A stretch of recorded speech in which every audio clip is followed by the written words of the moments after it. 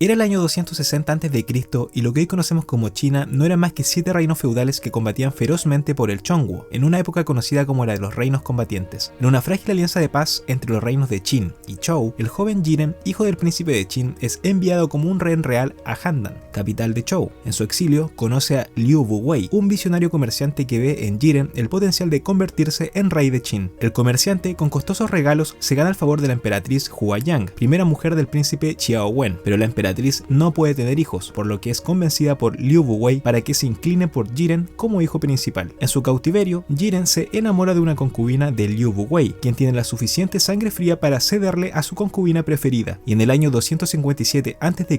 nace Qiang, quien se convertirá en emperador de China. El mismo año, el anciano rey de Qin rompe relaciones con Chao y lanza una ofensiva. Los asediados buscan a Jiren para ejecutarlo, pero gracias a Liu Wuwei logra escapar y reunirse con el ejército de Qin para volver a Xianyang. Aunque no todas son buenas noticias, ha dejado a su mujer y al pequeño Qiang, pero gracias a la familia aristócrata de la madre permanecen a salvo hasta que 7 años más tarde logran viajar escondidas hacia Qin para reencontrarse con Jiren. En el año 250 a.C.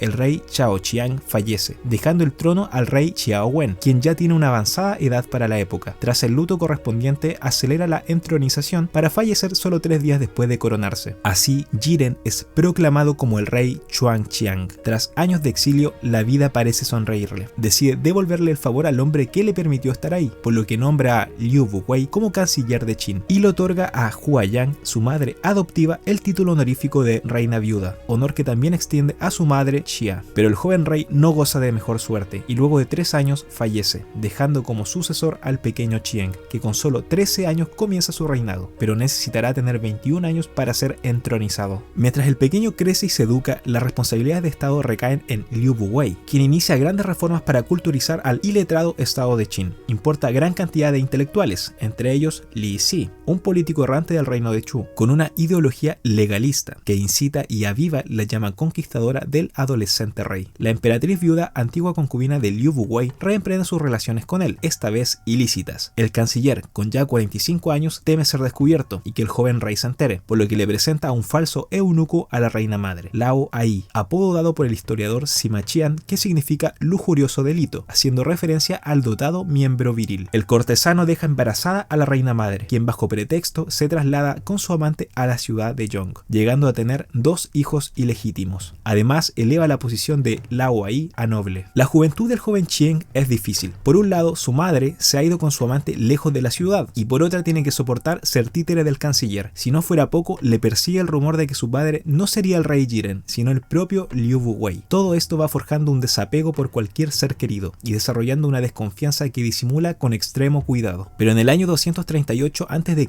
ya con 21 años, se dirige a la ciudad de Yong para ser entronizado, donde no tardan en saltar las acusaciones de adulterio en contra de Lao Ai. El noble se adelanta y disputa el poder al rey en un intento de golpe de estado. Se ha aliado con soldados de la Guardia Real y cuenta con el apoyo del alcalde de Xianyang. El joven rey cuenta con los leales príncipes Chang Ping y Chang Wen, quienes ordenan al cuerpo del ejército que no sea pasado al bando de Lao Ai. A pesar de la gran coalición de rebeldes, carecen de talento militar y son rápidamente aplastados por el ejército del rey. Lao Ai intenta huir, pero pronto es capturado junto a otros cabecillas y son ejecutados. Sus cuerpos son desmembrados por los carros de combate. Los hijos ilegítimos también son ejecutados. La reina tiene un poco más de suerte y solo es desterrada. Liu Wuwei se había vuelto una presencia molesta para el rey, por lo que es destituido como canciller de estado y alejado de la corte. Poco después, cuando la condena se hace más severa, opta por el suicidio. En sus tempranos inicios, el joven rey ya mostrado los colmillos del tigre. Un retrato de la época dice: como hombre, el rey de Qin es de napia ganchuda, ojos en exceso alargados, pechera de ave rapiña y voz de chacal. Bondad tiene muy poca, y su corazón es como el de un tigre o el de un lobo. Si el rey de Qin hace realidad sus intenciones en lo que se refiere al imperio, todo lo que hay bajo el cielo se convertirá en su esclavo. El reino de Han fue el primero en caer, era el más débil de los 7 estados. En el año 230 a.C.,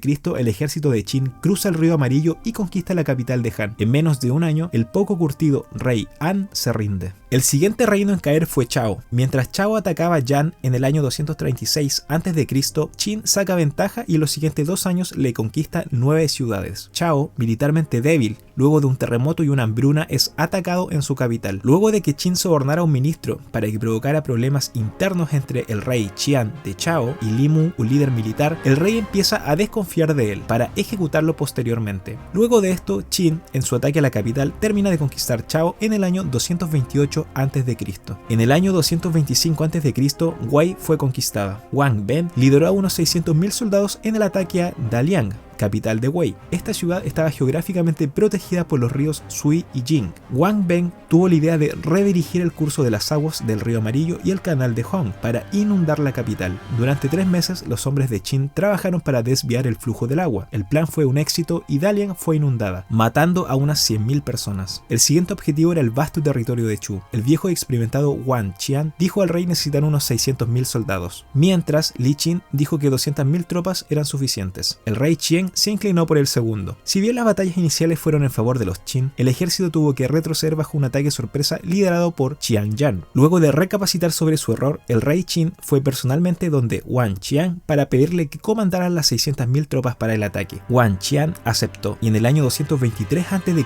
capturó Souchun, capital de Chu. Entonces vino la conquista de Yan. Cuando un ministro de este reino descubrió que los Qin planeaban atacar, sugirió a su rey formar una alianza con los demás reinos para contener la invasión. Pensando que la estrategia era imposible de lograr, el príncipe Dan, quien había estado en cautiverio de los Qin, envió a Jin Kie para asesinar al rey de Qin. Le lleva como obsequio la cabeza de un general desertor de Qin y un mapa que esconde una daga envenenada. El asesino logra una conferencia con el rey donde le toma por sorpresa, pero falla en el intento y el propio rey con su espada le da unas 8 estocadas. Usando el intento de asesinato como excusa, el rey de Qin ordenó a Wang Qian liderar el ataque a Yan. Sus fuerzas fácilmente derrotan a la resistencia y toman la ciudad de Yi, capital de Yan. En el año 221 a.C., el ejército derrota a las fuerzas restantes y capturan al rey Qi, dando término al reino de Yan. En el año 221 a.C., el reino de Qi era el único que aún no había sido conquistado. Tianjian, el rey de Qi, movilizó rápidamente su ejército hacia las fronteras del oeste ante un eventual ataque. El reino de Qin, liderado por Wang Ben, evitó la confrontación directa, tomando un atajo directo hacia el corazón de Qi. Con poca resistencia, las fuerzas de Qin llegaron a Linxi, capital de Qi. Capturaron por sorpresa al rey Qian, quien fue obligado a rendirse sin oponer resistencia. Para el año 221 a.C.,